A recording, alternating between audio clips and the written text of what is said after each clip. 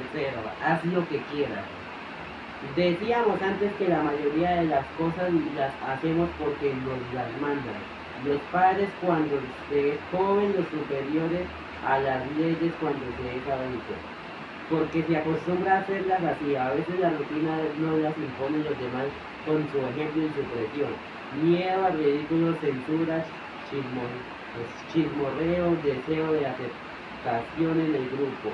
Y otras veces nos las aceptamos a nosotros mismos porque son un medio para conseguir lo que queremos, como tomar el autobús para ir al colegio, o sencillamente porque nos da la ventolera o el capricho de hacerla, así sin más ni más. Pero resulta que en ocasiones importantes o cuando nos tomamos lo que vamos a hacer verdaderamente en serio, todas estas motivaciones corrientes resultan insatisfactorias. Vamos que saben a poco, como suele decirse, cuando tienen uno que salir a exponer el pellejo junto a las murallas de Troya desafiando el ataque de Aquiles como hizo Héctor, o cuando hay que decir entre tirar al mar la carga para salvar la tribulación o tirar unos cuantos de la tripulación para salvar la carga, o en casos semejantes, aunque no sean tan dramáticos, por ejemplo sencillitos, debo votar al político que considero mejor para la mayoría del país, aunque perjudique su vida de impuestos, mis intereses personales, o apoyar al que me permite forrarme a más gusto y a los demás espabilen. Ni órdenes ni costumbres bastan y no son cuestiones de capricho. El comandante nazi del campo de concentración al que acusan de una matanza de judíos intenta excusarse diciendo que cumplió órdenes. Pero a mí, sin embargo, no me convence esa justificación. En ciertos países es costumbre no alquilar un piso a negros por su color de piel o a homosexuales por su preferencia amorosa. Pero por mucho que sea habitual, tal discriminación sigue sin parecerme aceptable. El capricho de irse a pasar unos días en la playa es muy comprensible, pero si uno tiene un bebé a su cargo, lo deja sin cuidado durante un fin de semana, semejante capricho ya no resulta simpático sino criminal. ¿No opina lo mismo que yo en estos casos?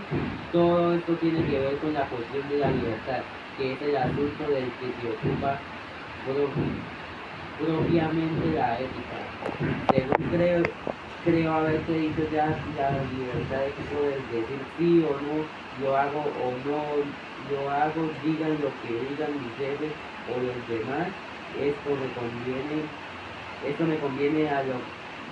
y lo quiero aquello que no me conviene, por tanto no lo quiero. Libertad es decidir, pero también no olvides darte cuenta de que estás diciendo lo más opuesto de dejarte llevar. Como podrás comprender, para no dejarte llevar no tienes más remedio que intentar pensar al menos 2 veces lo que vas a hacer. Si dos veces lo siento, aunque te duela la cabeza la primera vez que piensas el motivo de tu acción, la respuesta de la pregunta ¿por qué hago esto? Es el tipo de las que hemos estudiado últimamente. Lo hago porque me lo mandan, porque es costumbre de hacerlo, porque me da la gana, pero si lo piensas por segunda vez la cosa ya varía. Esto lo hago porque me lo mandan, pero ¿por qué esto lo que me mandan?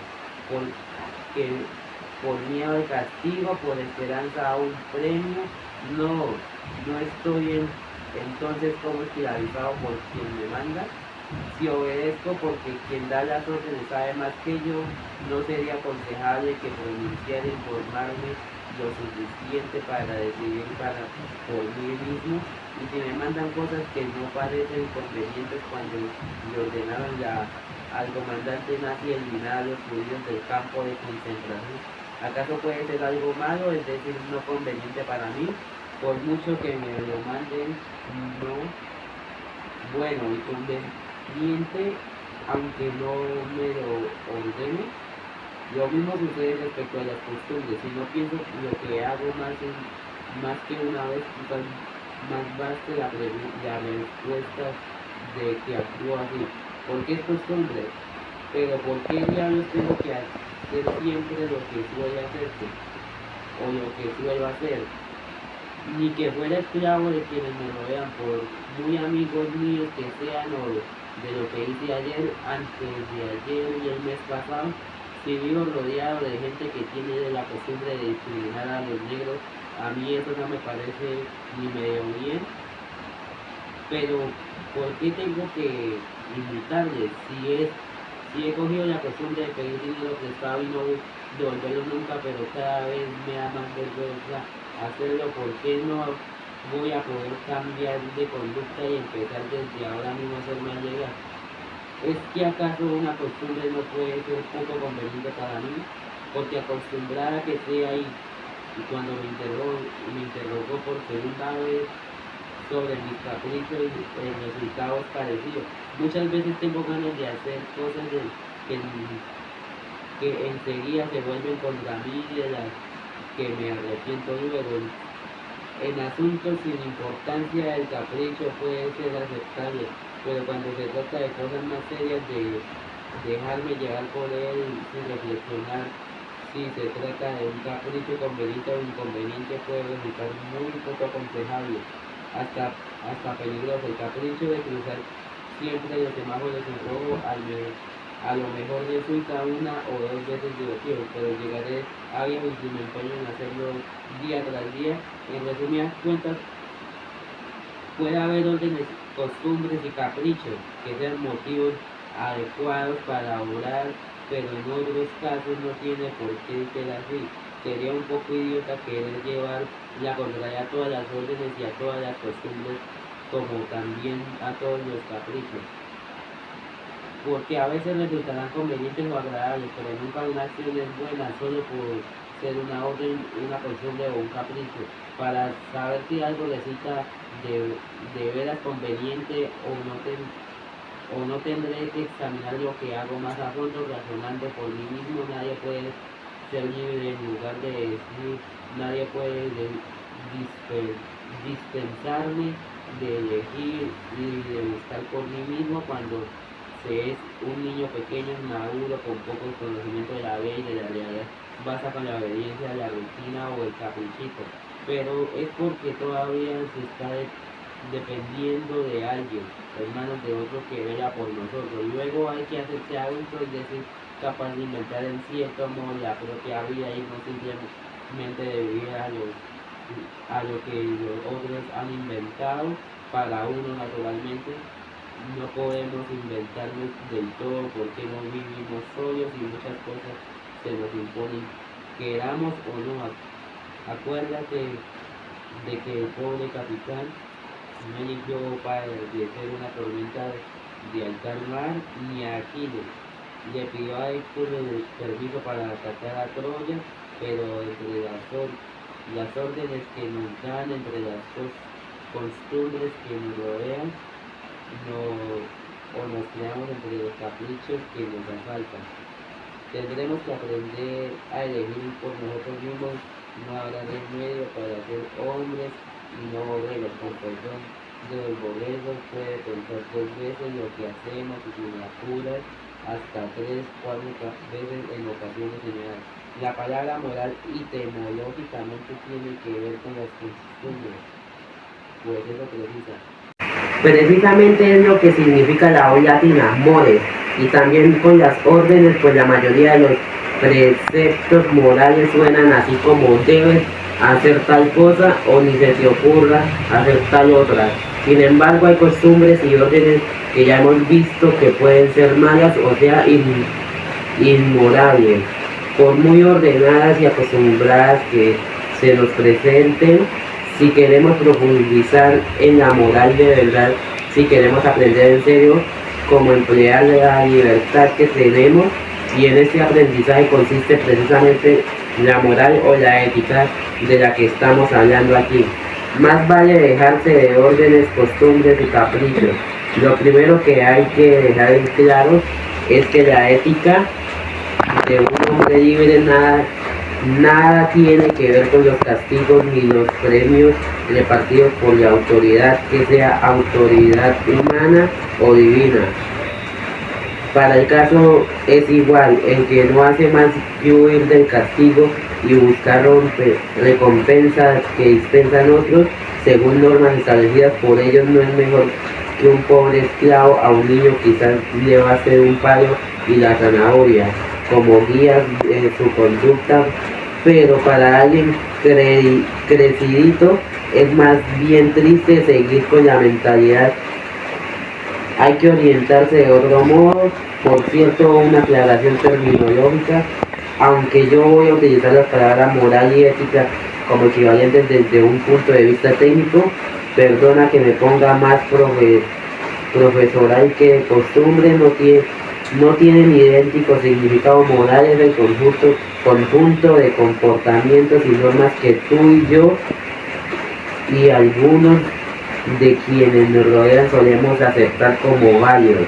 Ética es la reflexión sobre por qué consideramos válidos y la comparación con otras morales y que tienen personas diferentes, pero en fin, aquí seguiré usando una u otra palabra indistintamente, siempre como arte de vivir, que me perdone la academia. Te recuerdo que las palabras bueno y lo malo no solo se aplican en comportamientos morales, ni siquiera solo personas se dicen. Por ejemplo, que Rivaldo o Raúl son futbolistas muy buenos sin que ese calificativo tenga nada que ver con su tendencia a ayudar al prójimo fuera del estadio o su propensión a decir siempre es verdad. Son buenos en cuanto a futbolistas y como futbolistas, sin que entremos a averiguaciones sobre su vida privada. Y también puede decirse de una moto es muy buena sin que ello implique que la tomamos por Santa Teresa de las motos. No preferimos que funcione estupendamente y que tiene todas las ventajas que una moto puede pedirse. En cuestión de futbolistas o motos, lo bueno es decir lo que conviene. Estaban bastante claros. Seguro que si te pregunto me explicas muy bien cuáles son los requisitos necesarios para algo que merezca clasificación y sobresaliente en el terreno de juego o en la carretera. Y digo yo, ¿por qué no intentamos definir del mismo modo lo que se necesita para ser un hombre bueno? No nos resolvería eso todos los problemas que estamos planteando desde hace ya bastantes páginas. No es cosa tan fácil, sin embargo, respecto a los buenos futbolistas, las buenas motos, los buenos caballos de carrera, etcétera, la mayoría de la gente puede estar de acuerdo, pero cuando se trata de determinar si alguien es bueno o malo, en general, como ser humano, las opiniones varían mucho. Ahí tienes, por ejemplo, el caso de Purita. Su mamá en casa la tiene por el no va más de la bondad, porque es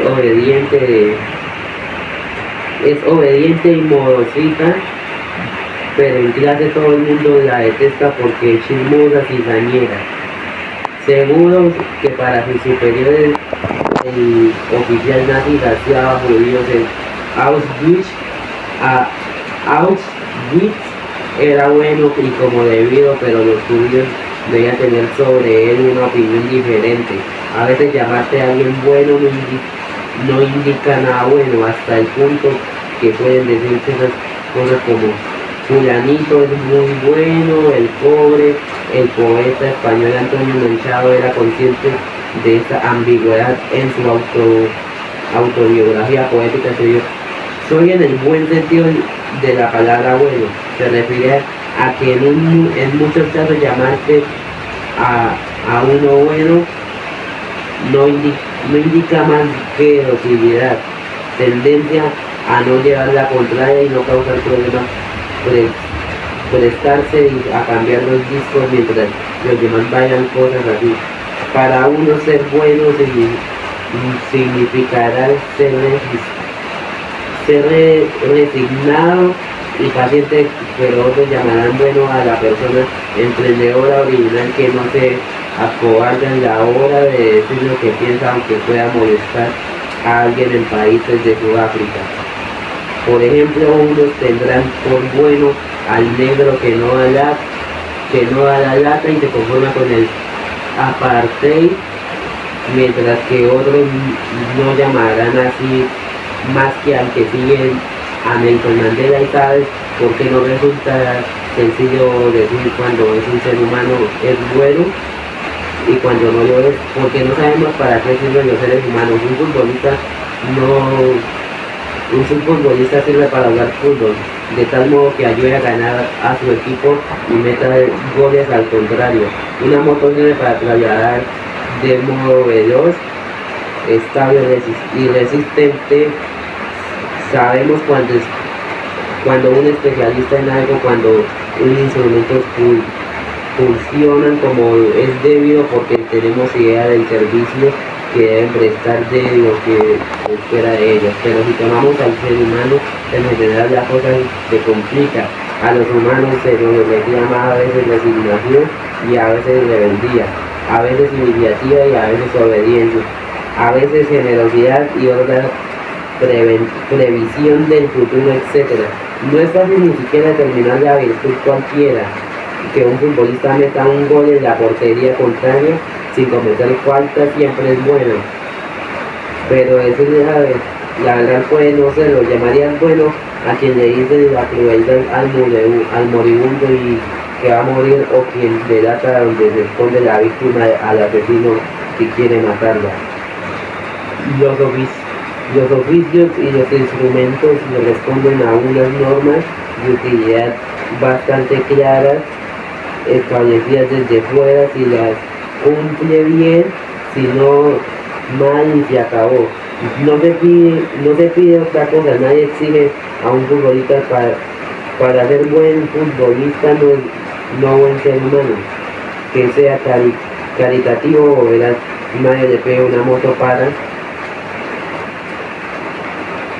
ser buena moto que sirva para clavar clavos. Pero cuando se consideran los humanos, en general la cosa no es tan clara, porque no hay un único reglamento para ser buen humano, ni el hombre es instrumento para conseguir nada. Se puede ser un buen hombre y buena mujer, claro, de muchas maneras, y las opiniones que juzgan el comportamiento pueden variar según las circunstancias. Por eso decimos a veces que el fulano o menganita son buenos a su modo.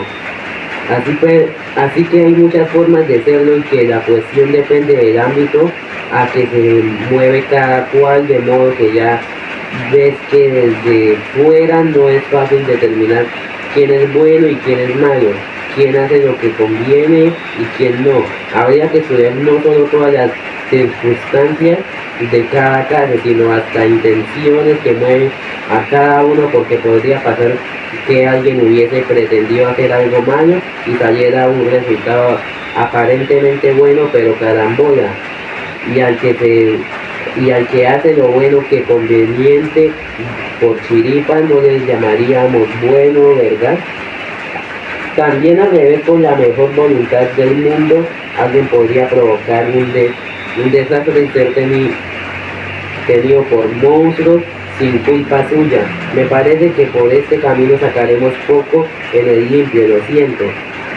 Pero si ya hemos dicho que ni órdenes, ni costumbres, ni caprichos bastan para guiarnos en esto de la ética, y ahora resulta que no hay un claro reglamento que enseñe a ser hombres buenos y a funcionar siempre como tal, ¿cómo nos las arreglaremos? También hay que contestar algo que de seguro te sorprende, quizás hasta escandalice un divertísimo escritor francés del siglo XVI, Francois Rabelais. Contó en una de las primeras novelas europeas las aventuras del gigante Gargantúa y su hijo Pantagruel. Muchas cosas podría contarte de ese libro, pero prefiero que antes o después te decidas a leerlo por ti mismo. Solo te diré que en una ocasión Gargantúa decidió fundar una orden más o menos religiosa e instalarla en una abadía, la abadía de Teleme, sobre cuya puerta está escrito el único precepto, haz lo que quieras, y todos los habitantes de esa santa casa no hacen precisamente más que eso, lo que quieren. ¿Qué te parece? ¿Qué te parecería si ahora te digo que la puerta de la ética bien entendida no está escrita más que esa misma consigna? Haz lo que quieras. A lo mejor te indignas conmigo, vaya, pues si que es moral la conclusión a la que hemos llegado, la que se armaría si todo el mundo hiciese sin más ni más lo que quisiera, pero para eso hemos perdido tanto tiempo y nos hemos comido tanto el coco. Espera, no te enfades, dame otra oportunidad, hazme el favor de pasar al capítulo siguiente. Vete leyendo. Los congregados de Temela empleaban su vida no en el atenerse a las leyes, reglas o estatutos, sino en ejecutar la voluntad libre albedrío, levantábanse del lecho de cuando les parecía bien, o bebían, comían, trabajaban y dormían. Cuando sentían deseos de hacerlo, nadie les despertaba ni les forzaba a beber o comer ni a nada. Así lo había dispuesto Gargantúa. La única regla de la orden era esta: haz lo que quieras. Y era razonable porque las gentes libres, bien nacidas y bien educadas, cuando se tratan de personas honradas, sienten por naturaleza el instinto y estímulo de huir del vicio y acogerse a la virtud. Y esto es lo que llaman honor. Pero cuando las mismas gentes se ven refrenadas y constreñidas, tienden a rebelarse y romper el yugo que las abruma, pues todos inclinamos siempre a buscar lo prohibido y a codiciar lo que se nos niega. Franco y Reveláis, Gargantúa y Pantagruel. La ética humanista, en contraste con la ética autoritaria, puede distinguirse de ella por un criterio formal y otro material. Formalmente se basa en el principio de que solo el hombre por sí mismo puede determinar el criterio sobre la virtud y pecado, y no autoridad. La trascienda materialmente se basa en el principio de lo bueno es aquello que es bueno para el hombre, y lo malo lo que es el nocivo, siendo el único criterio valor ético y el bienestar del hombre. Erich Fromm, Ética y Psicoanálisis. Pero aunque la razón basta cuando esté plenamente desarrollada y perfeccionada para distinguirnos de las tendencias dañosas y útiles, de las casualidades y de las acciones, no basta por sí misma para producir censura o la aprobación moral de la utilidad. No es más que una tendencia hacia cierto fin. Si el fin no fuese totalmente indiferente, sentiríamos la misma indiferencia por los medios. Es preciso necesariamente que un sentimiento se manifieste aquí para hacerlo preferir las tendencias útiles a las tendencias dañinas. Ese sentimiento no puede ser más que una simpatía por la felicidad de los hombres o un eco de su desdicha, puesto que estos son diferentes fines que la virtud y el vicio tienen tendencia de promover. Así pues, la razón nos instruye acerca de las diversas tendencias de las acciones y la humanidad una distinta acción a favor de las tendencias útiles beneficiosas. David Hume, investigación sobre los principios de la